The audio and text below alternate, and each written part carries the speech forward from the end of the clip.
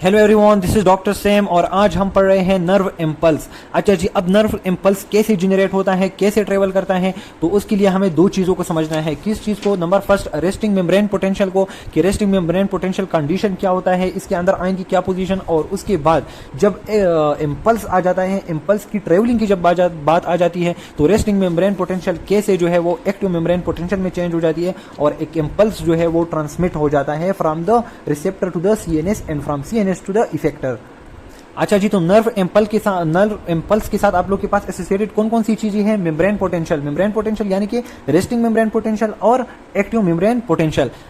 अच्छा जी, अब हम जो है नर्व इम्पल्स को समझ लेते हैं कि व्हाट इज नर्व इम्पल्स। देखो हमारे पास क्या होता है, ये है एक न्यूरॉन मैंने ड्रा किया हुआ है जिसकी ये सेल बॉडी है। अब यहाँ एक्सटर्नल या इंटरनल स्टिमुलस की वजह से क्या होता जाता है, ये मेम्ब्रेन जो होता है ये डिस्टर्ब हो जाती है। क्या हो जाती है? डिस्टर्ब। और इस डिस्टर्बेंस की वजह से जो अंदर और बाहर जो आइंस है, यानी कि सोडियम, कैल्शियम, पोटाशियम, ये जो आइंस है, इनकी वजह से इस न्यूरोनल मेम्ब्रेन में क्या हो जाती है, एक वेव जो है वो ट्रेवल कर जाती है from the dendrites toward the axon. क्या हो जाती है, हमारे पास एक स्टिमुलस आ गया जिसकी वजह से न्यूरोनल मेम्ब्रेन डिस्टर्ब हो गई, और डिस्टर्बेंस की वजह से कुछ ऐसे पंप्स यहाँ पर खुल गए या बंद हो गए, जिसकी वजह से आइंस ने क्या किया, ट्रेवल करना शुरू कर दिया इन एंड आउट, और एक वेव जनरेट हो गई जिसको हम कहते हैं इलेक्ट्रोकेमिकल वेव। डिफाइन देखो, एक स्टिमुलस आ गया जिसकी वजह से a wave of electrochemical changes they travel along the neuronal membrane. क्या हो जाती है, एक वेव ऑफ इलेक्ट्रोकेमिकल चेंजेस। देखो चेंज आ रहे हैं, अंदर बाहर चेंज, तो क्या, wave of electrochemical change they travel along the neuronal membrane, जो कि न्यूरोनल मेम्ब्रेन के अलोंग क्या करती है, ट्रेवल करती है ये पूरी की पूरी वेव। तो ये वेव असल में क्या है, ये आइंस की मूवमेंट है, ना कि मेम्ब्रेन की मूवमेंट। अच्छा, आप इलेक्ट्रोकेमिकल चेंजेस जो कि travel along the neuronal membrane. आप लोग देख रहे हैं मूवमेंट ऑफ चार्जेस हो रही है inside of and outside of the neuronal membrane. तो मोमेंट ऑफ चार्जेस क्या, क्यू बाई टी, आप लोगों ने फिजिक्स में पढ़ा होगा, तो इसको हम इलेक्ट्रिसिटी भी कह सकते हैं, करंट। अच्छा जी, अगर ये सारे का सारा प्रोसेस, ये इम्पल्स और ये जो वेव जनरेशन और फिर उसकी ट्रेवल, अगर ये आप लोग को समझ लेंगे तो डोंट वरी, लेक्चर की एंड में जो हम दोबारा से इस चीज को समराइज करेंगे और आप लोग को ये समझ आ जाएगा। अच्छा जी, इस चीज को समझने के लिए हमारे पास क्या है, हमें इलेक्ट्रिक पोटेंशियल को समझना होगा। इलेक्ट्रिक पोटेंशियल तो आप लोग जानते होंगे ना, फिजिक्स में इलेक्ट्रिक पोटेंशियल क्या होता था। देखो हमारे पास नेगेटिव और पॉजिटिव जो है चार्जेस, इनकी सेपरेशन की वजह से हमारे पास क्या होती है, यहाँ पर स्टोर्ड एनर्जी होती है, और इस स्टोर्ड एनर्जी को हम क्या कहते हैं, इसको हम कहते हैं इलेक्ट्रिक पोटेंशियल। तो आप लोग देखें ना कि हमारे पास ये जो न्यूरॉन है, न्यूरॉन की ये देखें, ये न्यूरॉन की मेम्ब्रेन है। अब न्यूरॉन के अंदर नेगेटिव चार्जेस और बाहर पॉजिटिव, इनके दरमियान तो सेपरेशन होती है ना, और इस सेपरेशन के अंदर हमारे पास इन दो चार्जेस की सेपरेशन की वजह से क्या पैदा हुई है, यहाँ पर स्टोर्ड पोटेंशियल एनर्जी, जिसको हम कहते हैं इलेक्ट्रिक पोटेंशियल। अच्छा जी, तो अब आप लोग यहाँ पर देखें कि हमारे पास न्यूरॉन का जो है क्या एक इलेक्ट्रिक पोटेंशियल होता है, न्यूरॉन पोजेस इलेक्ट्रिक पोटेंशियल, और इसको हम क्या कहते हैं, ये जो इलेक्ट्रिक पोटेंशियल है that is actually the stored potential energy. अब ये स्टोर्ड पोटेंशियल एनर्जी कहां से आ गई, by the separation of charges across the neuronal membrane. अब आप मेरी बात सुने कि अगर एनर्जी भी स्टोर्ड हो गई है, दोनों वो भी हो गई है, और ये सारे का सारा प्रोसेस एक न्यूरॉन में हुआ है, न्यूरोनल मेम्ब्रेन में हुआ है। अब जो न्यूरोनल मेम्ब्रेन में जो इलेक्ट्रिक पोटेंशियल है उसको हम क्या मेम्ब्रेन पोटेंशियल कह सकते हैं। यस। अच्छा जी, तो आप लोग इलेक्ट्रिक पोटेंशियल और मेम्ब्रेन पोटेंशियल में कुछ भी खास डिफरेंस नहीं है, लेकिन मेम्ब्रेन पोटेंशियल क्या है, जब इलेक्ट्रिक पोटेंशियल हमारे पास न्यूरोनल मेम्ब्रेन के अक्रॉस हो तो फिर उसको हम मेम्ब्रेन पोटेंशियल कहते हैं, बाकी दोनों चीजें एक ही जैसे हैं। अच्छा जी, अब हमारे पास ये जो इलेक्ट्रिक पोटेंशियल या मेम्ब्रेन पोटेंशियल है अक्रॉस द न्यूरोनल मेम्ब्रेन, क्या जब हमारे पास स्टिमुलस नहीं होता तो ये चार्जेस किस स्टेट में होते हैं, जब स्टिमुलस नहीं होता तो ये चार्जेस किस स्टेट में होते हैं, और कौन सी कंडीशन होती है, जिसको हम कहते हैं RMP, resting membrane potential of the neuronal membrane. जब स्टिमुलस नहीं है, in the absence of stimulus, this potential is called resting membrane potential. अच्छा जी, अब अगर एक स्टिमुलस आ गया जिसकी वजह से यहाँ पर चेंजेस आनी शुरू हो गई और मोमेंट ऑफ आनी शुरू हो गई, तो उसको हम कहते हैं एक्टिव मेम्ब्रेन पोटेंशियल। तो एक्टिव मेम्ब्रेन पोटेंशियल होता है in the presence of stimulus, और RMP या रेस्टिंग मेम्ब्रेन पोटेंशियल ये होता है in the absence when there is no stimulus. तो सबसे पहले हम RMP देखते हैं कि रेस्टिंग मेम्ब्रेन पोटेंशियल में क्या और कैसे कंडीशन होती है। अच्छा जी, resting membrane potential, what is resting membrane potential. Resting membrane इसको इसीलिए कहते हैं क्योंकि मेम्ब्रेन इसी दौरान नो स्टिमुलस कंडीशन में होती है, मतलब रेस्टिंग कंडीशन, या फिर इसको हम क्या कहते हैं, नो स्टिमुलस। देखें ये एक न्यूरॉन है जो रेस्टिंग मेम्ब्रेन पोटेंशियल पर है, इसको कोई स्टिमुलस नहीं मिल रहा, तो सारे के सारे नेगेटिव चार्जेस जो है वो अंदर है और जितने भी पॉजिटिव चार्जेस है तो वो बाहर है। तो ये बात आप लोगों ने याद रखनी है। आप लोगों से कोई भी पूछ सकता है कि आप लोगों के पास रेस्टिंग मेम्ब्रेन पोटेंशियल में नेगेटिव चार्जेस कहां पर होते हैं, तो आप लोगों ने क्या बताना है कि अगर नो स्टिमुलस हो, कोई स्टिमुलस मेम्ब्रेन को मिल नहीं रहा हो, बिल्कुल रेस्टिंग कंडीशन हो, तो सारे नेगेटिव चार्जेस अंदर होंगे और जितने भी पॉजिटिव चार्जेस है, पॉजिटिव आयंस है वो बाहर होंगे। तो आप लोग देखें रेस्टिंग कंडीशन में positive outside of the membrane और जो नेगेटिव है वो क्या है, inside of the neuronal membrane. देखिए यहाँ पर negative inside of the neuronal membrane. बस आप लोग को सारी की सारी रेस्टिंग मेम्ब्रेन पोटेंशियल समझ आ गई। अच्छा जी, तो अब ये बात आप लोग को कैसे याद रहेगी? देखो हमें ना क्या होता है हमारे पास, जब बिल्कुल ना पुरावन कंडीशन हो, बिल्कुल रेस्ट हो, माशरे में सुकून हो, तो सारे के सारे जितने भी बुरे लोग हैं ना, नेगेटिव लोग हैं, वो जेलों के अंदर होंगे, मतलब मेम्ब्रेन के अंदर होंगे, और जितने भी अच्छे लोग हैं, पॉजिटिव लोग हैं, तो वो कहाँ होंगे, बाहर होंगे। तो इससे आप लोग याद कर सकते हैं क्योंकि ड्यूरिंग द रेस्ट कंडीशन या फिर during the resting membrane potential आप लोग के पास अच्छे लोग जो है वो क्या होंगे, वो बाहर होंगे और जो बुरे लोग हैं वो अंदर होंगे। सही है, ये अच्छे लोग बाहर है ना, माशरे में सारे के सारे अच्छे लोग हैं, तो रेस्ट कंडीशन है, पीसफुल कंडीशन है, कोई मसला नहीं है, नो स्टिमुलस कंडीशन है। अच्छा जी, लेकिन जब आप लोग के पास स्टिमुलस आ जाता है, माशरे में बुराइयां आ जाती है, तो बुराइयों के साथ बुराइयां जब आ जाती है ना, तो क्या होगा, पॉजिटिव लोग जो है, जितने अच्छे अच्छे लोग होंगे वो जेलों के अंदर चले जाएंगे, मेम्ब्रेन के अंदर चले जाएंगे, और हमारे पास जितने जो नेगेटिव लोग हैं वो सारे के सारे बाहर माशरे में आ जाएंगे। तो इसको हम कहते हैं एक्टिव मेम्ब्रेन पोटेंशियल। तो एक्टिव मेम्ब्रेन पोटेंशियल में नेगेटिव बाहर होगा और रेस्टिंग में हमारे पास नेगेटिव अंदर होगा। तो इससे आप लोगों ने ये चीज याद रखनी है। अच्छा जी, ये अंदर कौन से आयन होंगे और बाहर कौन से आयन होंगे, ये देखो मैं दोबारा से बता रहा हूँ। ये आप लोग के पास जेल है, जेल मतलब ये न्यूरोनल मेम्ब्रेन के अंदर, अगर सारे के सारे अच्छे लोग अंदर हो और नेगेटिव जो खराब लोग है वो बाहर हो, तो कौन सी मेम्ब्रेन पोटेंशियल है यहाँ पर एक्टिव मेम्ब्रेन पोटेंशियल है। और रेस्टिंग कंडीशन में क्या होगा, जितने भी नेगेटिव लोग होंगे वो जेलों के अंदर होंगे और जो पॉजिटिव अच्छे लोग होंगे तो वो माशरे में होंगे। तो आप इसी तरह आप लोग याद रखें। देखिए during the resting membrane potential negative और इनसाइड और पॉजिटिव बाहर आउटसाइड, लेकिन एक्टिव मेम्ब्रेन पोटेंशियल जब मैं आप लोग को पढ़ाऊंगा तो सारे पॉजिटिव अंदर चले जाएंगे और नेगेटिव बाहर आ जाएंगे।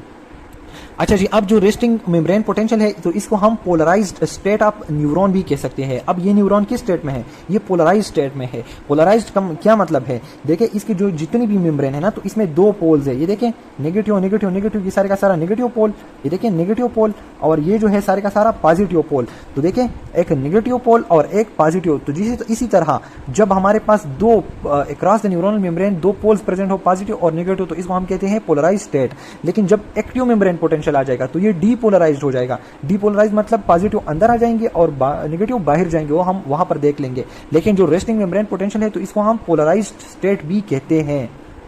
अच्छा जी, अब तीसरा पॉइंट देखें, ये भी बड़ा इंपॉर्टेंट पॉइंट है कि हमारे पास during the resting membrane potential क्या होती है, अनइक्वल डिस्ट्रीब्यूशन ऑफ आयन होती है on the two sides, unequal distribution. यानी अब इक्वलिटी तो नहीं है ना, देखो सारे के सारे नेगेटिव जो है अंदर है और सारे के सारे पॉजिटिव बाहर है, तो अनइक्वल नंबर है दोनों के। देखो अंदर जो है सारे के सारे नेगेटिव ज्यादा है और बाहर पॉजिटिव ज्यादा है। अगर बाहर पॉजिटिव ज्यादा है तो बाहर नेगेटिव कम है, तो इसीलिए इसको हम कहते हैं अनइक्वल डिस्ट्रीब्यूशन ऑफ आयन।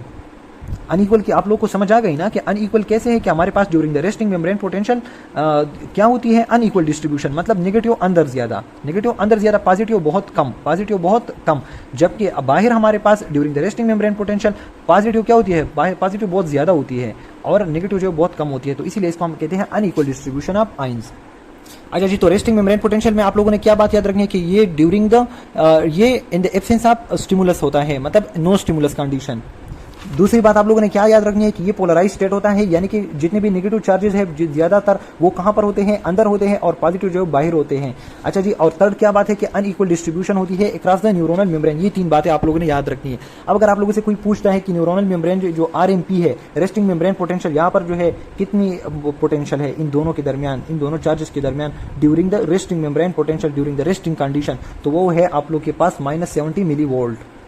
अच्छा जी, अब इसको माइनस क्यों दिया हुआ है, असल में जो पोटेंशियल है वो है 70 मिली वोल्ट, लेकिन माइनस क्यों लिखा है साथ में, माइनस इसीलिए लिखा क्योंकि ज्यादातर नेगेटिव चार्जेस जो है वो अंदर है और पॉजिटिव बाहर है, तो इसी वजह से इसको -90 मिली वोल्ट कहते हैं। अच्छा जी, अब ये जो रेस्टिंग मेम्ब्रेन पोटेंशियल है इसको कैसे लिया गया और कैसे हासिल किया गया, तो इसके लिए हमें एस्टेब्लिशमेंट फैक्टर जो है वो समझने होंगे। अब कौन कौन से ऐसे फैक्टर है जो हमारे पास रेस्टिंग मेम्ब्रेन पोटेंशियल या आरएमपी को ला के देता है, रेस्टिंग मेम्ब्रेन पोटेंशियल जो है वो इस्टेब्लिश किया। तो देखो सबसे पहले आप देखो हमारे पास सारे के सारे जो जितनी भी इसके अंदर पॉजिटिव चार्जेस होते हैं ना, तो वो थ्रू मुख्तलिफ पंप्स और चैनल के ज़रिए बाहर निकाला जाता है। बाहर सारे के सारे पॉजिटिव क्या किया दिए, धकेल दिए जाते हैं। देखें पॉजिटिव बाहर की तरफ आ गए। अच्छा जी, अब हमारे पास जो नेगेटिव है बाहर, जो नेगेटिव है तो वो क्या, उसको क्या क्या किया जाता है, उसको अंदर की तरफ लिया जाता है। तो इसी वजह से हमारे पास नेगेटिव अंदर की तरफ जाते हैं और पॉजिटिव बाहर धकेले जाते हैं। तो इसी धकेलने की वजह से हमारे पास रेस्टिंग मेम्ब्रेन पोटेंशियल इस्टेब्लिश होता है। तो आप लोग देखें। अच्छा जी, अब देखें हमारे पास more positive charges are pumped outside. देखें हमारे पास ये न्यूरोनल मेम्ब्रेन है। अब न्यूरोनल मेम्ब्रेन से जो है more positive charges are pumped outside. देखो ज़्यादा से ज़्यादा पॉजिटिव चार्जेस जो है बाहर फेंके जा रहे हैं। देखो कैसे ज़्यादा बाहर फेंके जा रहे हैं, 3 सोडियम बाहर फेंके जा रहे हैं पॉजिटिव चार्जेस, और सिर्फ 2 जो है अंदर की तरफ, 2 अंदर की तरफ। तो अल्टीमेटली क्या हो जाएगा, बाहर ज़्यादा चार्जेस आ जाएंगे। तो 3 सोडियम 3:2 की हिसाब से अगर 3 सोडियम बाहर की तरफ फेंके जाते हैं तो सिर्फ और सिर्फ 2 जो है अंदर की तरफ, जिसकी वजह से more positive charges are thrown outside. So this is the first factor which lead more positive outside and help in the establishment of resting membrane potential. तो रेस्टिंग मेम्ब्रेन पोटेंशियल के लिए हमें सबसे पहले किस चीज़ ने हेल्प किया, सोडियम पोटाशियम पंप ने। सोडियम पोटाशियम पंप ने क्या किया, 3 सोडियम बाहर फेंक दिए। पॉजिटिव चार्जेस ज़्यादा से ज़्यादा बाहर फेंके जा रहे हैं और बहुत कम पॉजिटिव चार्जेस, यानी कि 2 पॉजिटिव चार्जेस अंदर की तरफ जा रहे हैं। लीकी चैनल होते हैं यहाँ पर, ये क्या होते हैं, ये लीकी चैनल होते हैं। और इन चैनल्स की मदद से ये जो पॉजिटिव चार्जेस, जो 2 पॉजिटिव चार्जेस या जो पॉजिटिव चार्जेस हैं अंदर, वो क्या किए जाते हैं, बाहर फेंके जाते हैं। तो बाहर फेंके गए, जो अंदर गई थी वो भी बाहर फेंके गए। देखें यहाँ पर भी 3 सोडियम बाहर निकाले गए पॉजिटिव चार्जेस। यहाँ पर पोटाशियम लीकेज चैनल के जरिए पोटाशियम को भी बाहर निकाला गया। तो leakage of potassium ion leads to the resting membrane potential. अच्छा जी, ये जो लीकी चैनल है, तो आप लोगों ने ये बात याद रखनी है कि ये नॉन वोल्टेज रेगुलेटेड है। इसका जो है मेम्ब्रेन पोटेंशियल या एक्शन पोटेंशियल स्टिमुलस, इसके साथ इसका कोई ताल्लुक नहीं होता। और ये जो है वैसी नेचुरली लीकी होती है और पॉजिटिव चार्जेस है उसको बाहर फेंके जाते हैं। अच्छा जी, अब एक और फैक्टर देखें, हमारे पास सेल के अंदर, न्यूरोनल मेम्ब्रेन के अंदर क्या होते हैं, एमिनो एसिड्स होते हैं, प्रोटीन होते हैं, डीएनए आरएनए सारे के सारे न्यूरोनल मेम्ब्रेन के अंदर ही होते हैं ना। तो ये सारे हमारे पास क्या है, ये नेगेटिव ऑर्गेनिक आयन है। और इन नेगेटिव ऑर्गेनिक आयन की वजह से अंदर हमारे पास रेस्टिंग मेम्ब्रेन पोटेंशियल जो है उसको बनाने में हेल्प मिल जाती है। उसे अगर कोई पूछेगा कि उनके ड्यूरिंग आरएमपी नेगेटिव सारे के सारे अंदर होते हैं और पॉजिटिव जो है वो बाहर होते हैं, ये क्यों, तो आप लोगों ने क्या आंसर करना है कि सबसे पहले हमारे पास सोडियम पोटाशियम पंप जो है 3 सोडियम बाहर फेंकता है और 2 पोटाशियम अंदर ले लेता है। तो ज़्यादा पॉजिटिव चार्जेस बाहर निकाल रहा है। तो इसी वजह से नंबर फर्स्ट फैक्टर ये हो गया, पॉजिटिव बाहर आ गए तो नेगेटिविटी अब जाहिर बात है अंदर बढ़ेगी। उसके बाद अगर जो पोटाशियम चैनल है, पोटाशियम लीकेज चैनल है, उसके थ्रू हमारे पास जो बचा कुचा पोटाशियम है वो भी बाहर आ गया है। सही है। और किस चैनल के जरिए, नॉन वोल्टेज रेगुलेटेड गेट्स की वजह से। अब आप लोग देखें तीसरा कौन सा पॉइंट है कि हमारे पास वैसे भी सेल के अंदर एमिनो एसिड, प्रोटीन और ये जो है नेगेटिव ऑर्गेनिक आयन वो सारे के सारे अंदर होते हैं। तो ये भी जो है एक फैक्टर है in the establishment of RMP, resting membrane potential. अच्छा जी, अब मैं जल्दी जल्दी जो है रेस्टिंग मेम्ब्रेन पोटेंशियल आप लोग को रिपीट कर रहा हूँ। Resting membrane potential during the rest condition होती है, यानी कि नो स्टिमुलस कंडीशन। जब हमारे पास कोई स्टिमुलस नहीं होता, तो हमारे पास जब स्टिमुलस नहीं होता तो नेगेटिव जो है वो सारे के सारे अंदर होते हैं और बाहर क्या होते हैं, पॉजिटिव होते हैं।